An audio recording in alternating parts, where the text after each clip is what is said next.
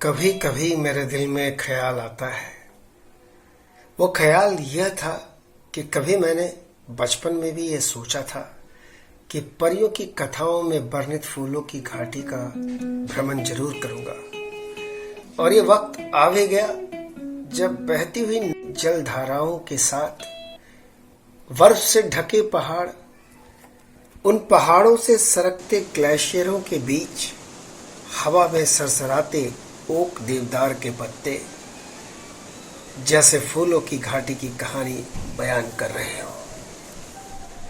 यत्र तत्र फूलों की क्यारियां ग्लेशियरों में उधम मचाते हमारे संगी साथी हम सभी कितने खुश थे। बहुत ऊंची नंदा देवी के अभयारण्य में पहुंचते ही हमें नैसर्गिक शांति और नैसर्गिक खूबसूरती भी दिखी। पहाड़ों के विस्तार दिखे और उन चोटियों पर बर्फ की टोपियां भी दिखी। मैंने तुम्हें देखने की कोशिश की मार्गरेट, तुम कहाँ थी? मुझे तो नहीं दिखी, लेकिन शायद मेरी आंखें ही तुम्हें ढूंढ नहीं पाई।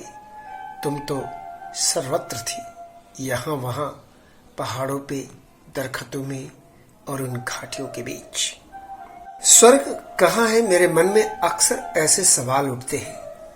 तो जवाब भी यही है कि अपने मन को ढूंढिए, नजरें तलाश कीजिए, स्वर्ग आपको आपके पास ही मिल जाएंगे।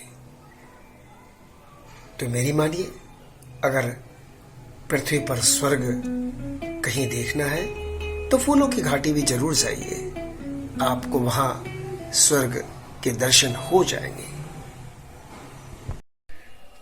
हम जिस मार्गरेट लेक की बात कर रहे थे, दरअसल वह ब्रिटिश युवती थी जिसने ब्रिटिश पर्वतारोही फ्रैंक स्माइथ की लिखी फूलों की घाटी नामक किताब पढ़ी थी।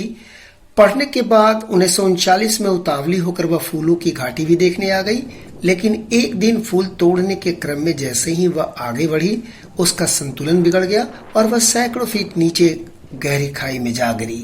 कहते हैं उसकी वहीं मृत्यु हो गई। बाद में उसे फूलों की घाटी में ही दफना दिया गया तथा उसके कब्र पर कुछ पंक्तियां लिख दी गई। उनमें से एक पंक्ति थी, मेरी आंखें इन पर्वतों को सदैव निहारती रहेंगी।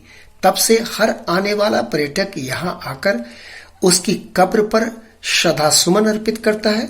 आपको फूलों की घाटी आना है तो हरिद्वार बद्रीनाथ मार्ग में अवस्थित गोविंद घाट आना होगा और गोविंद घाट के बाद आपको घाघरिया आने की जरूरत है। इसके पश्चात आपको 4 किलोमीटर की ट्रैकिंग करनी होगी और यकीनन इसके बाद आप जिस जगह पे होंगे वो दुनिया की सबसे खूबसूरत घाटियों में से एक घाटी है। उसका नाम है फूलों की घाटी। तो आप जरूर आइए।